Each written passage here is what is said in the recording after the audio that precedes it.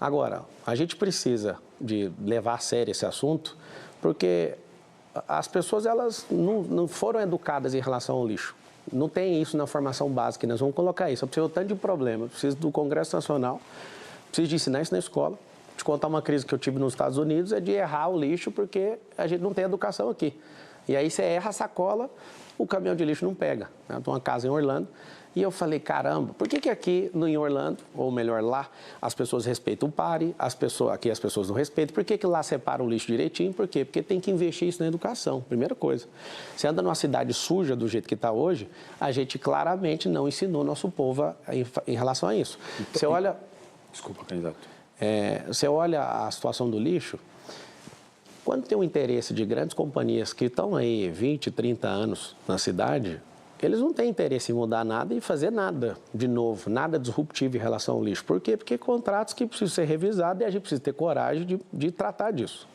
Senão a gente não vai conseguir. Agora você imagina eu transmitir a energia do lixo para mover os ônibus. Então não vai ter orçamento a mais no que diz respeito. O orçamento vai vir... Só de tirar a companheirada já vai sobrar dinheiro. Porque, assim, a falsa vinculação da máquina, para você que vai votar no 28, no dia 6, como punição para esse consórcio comunista do Brasil que está instaurado aqui em São Paulo, você tem que saber que tirar esse grupo político que está aí, com mais de 12 partidos políticos, com toda a prefeitura loteada, já vai dar economia. A gente revisar todos os contratos da prefeitura, teremos mais economia. Trazer emendas de deputados, para você ter uma noção, são 70 deputados federais que tem no estado de São Paulo. Uma forma de gerar receita é se aumentar R$1 de imposto nas suas costas, é ir atrás de alguns deputados e trazer recursos para dentro da cidade. A maioria dos deputados federais levam para os interiores de São Paulo. Por quê? Eles trocam o dinheiro dessas emendas. Tem deputados que votam com o governo que pode chegar a ter 500 milhões, salvo engano, de 350 a 500 milhões de reais de emenda ao longo de 4 anos.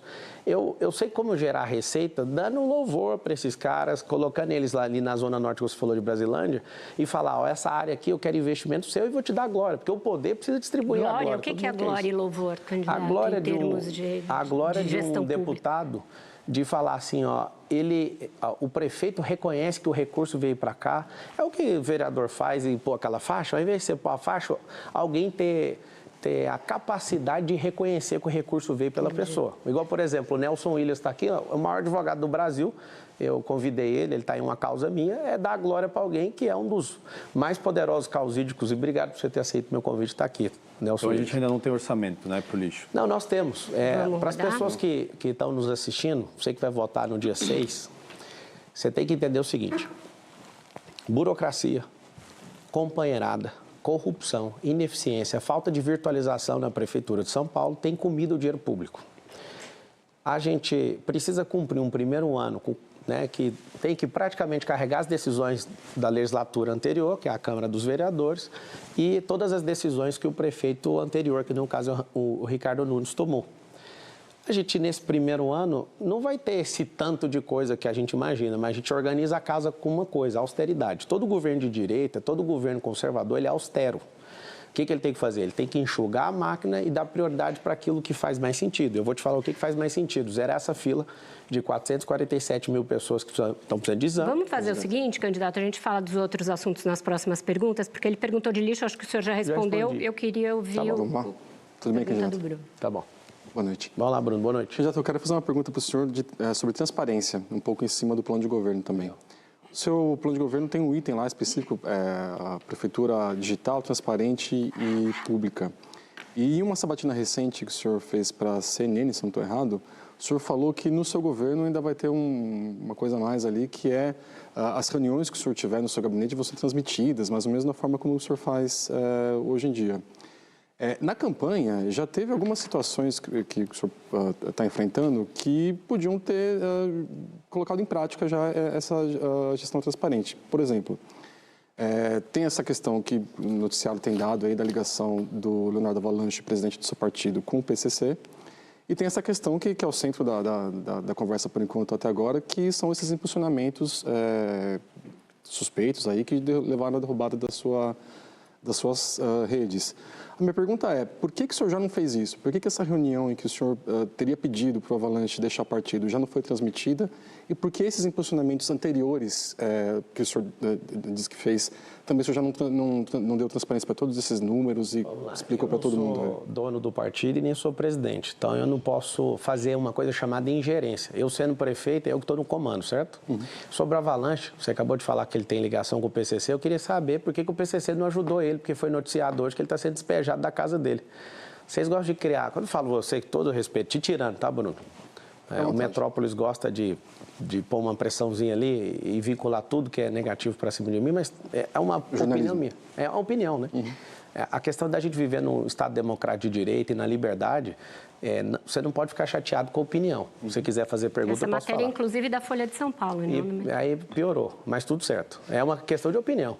Né? A liberdade é a melhor coisa. Você pode falar que eu sou bandido. Mas por que o senhor não deu transparência para essas... Então, eu já te respondi. É ingerência minha se eu quiser expor o partido, certo? Então, se ele é o presidente, eu tenho que respeitar porque ele está no comando. Agora, a pergunta é, como que o cara é do PCC, parece que o PCC acabou o dinheiro, então, por que o cara está sendo despejado da casa dele? Pergunta 1. Mas o áudio é a voz dele, candidato. Não, mas eu não sou advogado dele. Eu fiz lá o comunicado depois da Globo, da Globo News, e falei para ele, cara, não é melhor se afastar? Eu fiz o comunicado e eu peço, né, que ele tenha bom senso. Eu resolvi me afastar, particularmente dele. Estou seguindo minha campanha em paz, porque para mim é constrangedor o tempo inteiro ter que responder essas questões, mas fica essas perguntas, né? Na minha vida particular eu não mostro tudo, mas reuniões onde eu tenho certeza que as pessoas vão querer me colocar com o pescoço numa forca, eu vou ligar a câmera para mostrar assim. Vai ser o tempo inteiro? Não precisa ser o tempo inteiro. É mais para ter um sistema de defesa. E eu sei que vocês vão me cobrar isso por longos 4 anos de governo. Eu faço questão de transmitir muita coisa. Tem coisas que são estratégia da prefeitura que não precisa de abrir para as pessoas. Então, com relação às contas? Oi? As contas dos impulsionamentos? Eu já falei, não tenho dinheiro para abrir. Não dá para abrir esses dados para a gente? Já está aberto, está lá no processo. É só pesquisar no terreno, não tem segredo de justiça não, pode olhar lá. Só pegar lá. Pedro, tem a defesa, tem tudo. A gente que o senhor não sabia nem o valor total. Não, mas aí o que eu paguei até hoje, a pergunta dela é o que eu paguei até hoje. Imagina se eu vou te responder isso. É só pedir isso num processo, para mim tá tudo certo. Bruno, para fechar a roda. Pedro. Bruno, não, Pedro. Tudo bem, candidato? Tudo ótimo.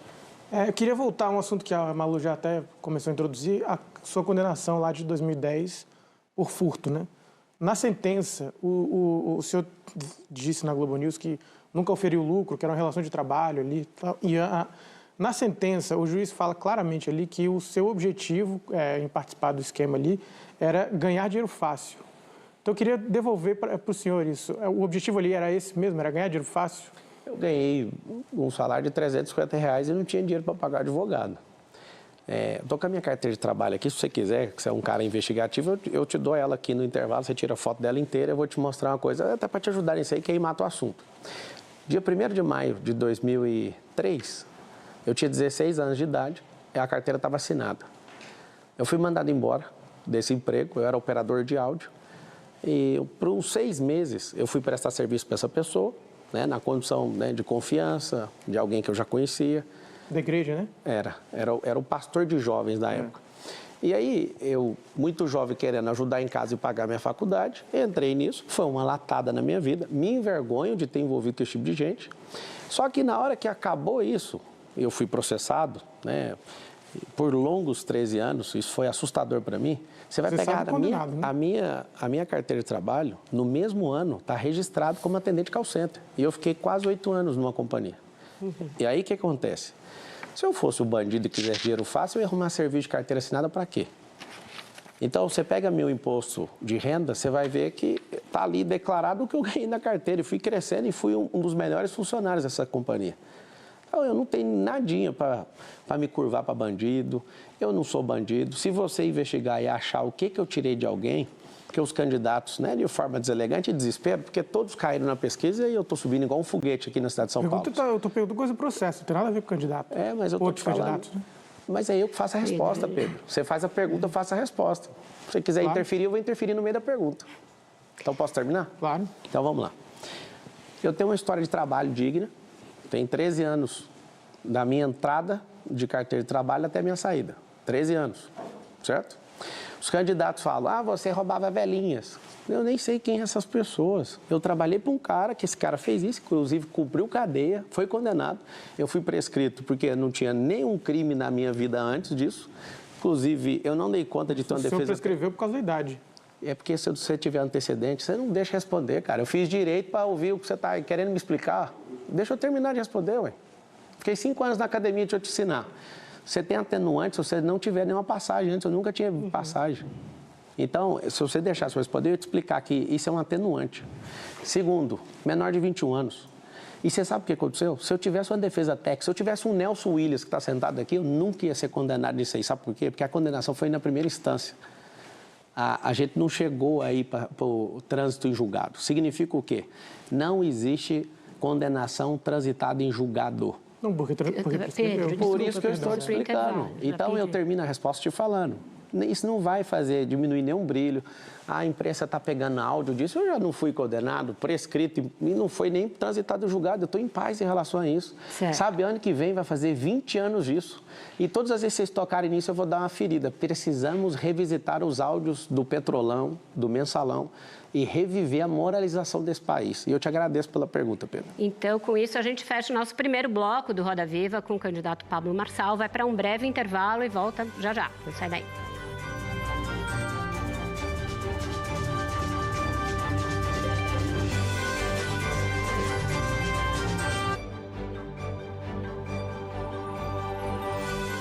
Inovação que conecta. Bradesco. Eles têm que entender o mundo que cerca eles.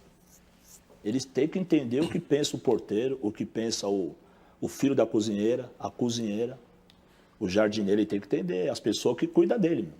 Tem que saber, tem que entender o mundo, ele vai ter que sair para fora do portão, ele vai ter que pegar ônibus, ele vai ter que pegar o trânsito, ele vai ter que conviver com os motoboys, ele vai ter que conviver com o que está ao redor dele. Então não é que ele está o Racionais ou o Cupom, não. O Racionais é como se fosse a voz de alguns, existem outros, certo? Se o cara achar que o mundo também, o Racionais resumiu o mundo, ele está errado, ele está de chapéu. O patrocínio, de uma certa forma, te amarrou, né? E criou uma censura que eu acho que é pior do que a da época da ditadura, que é uma censura econômica, né? E duplamente exercida, né? A primeira, quando você apresenta o seu projeto no Ministério da Cultura, e o Ministério da Cultura diz se pode ou não ir atrás do patrocínio. E a segunda, quando você vai atrás do gerente de marketing. Né? E a única coisa que o governo faz é isso, olha, é problema seu. E aí, quando é problema seu e eu tenho que ser aprovado pelo Ministério da Cultura, eu não posso fazer coisas que o Ministério da Cultura não goste. Né? Eu perdi a minha liberdade. Eu acho que isso aconteceu um pouquinho. Eu prefiro cair fora e falar do que eu quiser. Eu sempre falei durante os 15 segundos com o mesmo tom enérgico que eu falo agora. Isso é da minha personalidade. Eu não sou de minhas palavras. Eu tenho clareza no que penso e no que digo. Não tenho dissociação cérebro-língua, nem nenhuma dificuldade de articular o meu pensamento. Aprendi a falar e escrever corretamente. Naquela época, eu tinha um tempo pequeno, então grande parte das pessoas, incluídos jornalistas também, não conseguiam entender o que eu dizia. E achavam engraçada a frase final, meu nome é Enéas. Muitos achavam que eu estava brincando, querendo ser deputado mais à frente, ou um cargo. Surpreendi todos quando não fui candidato a nada, porque eu não quero, não preciso disso, sou médico. Sou professor de cardiologia, tenho do que viver. Eu não fiquei mais duro. A conversa agora está sendo mais demorada. É possível agora o senhor acompanhar com mais tranquilidade, e todos que me ouvem, não só agora a forma, mas o fundo, o conteúdo do que está sendo dito. Todos os personagens, não é, têm algum parentesco com o autor, mas entre João Grilo e Chicó, João Grilo talvez represente o que eu quiser ser.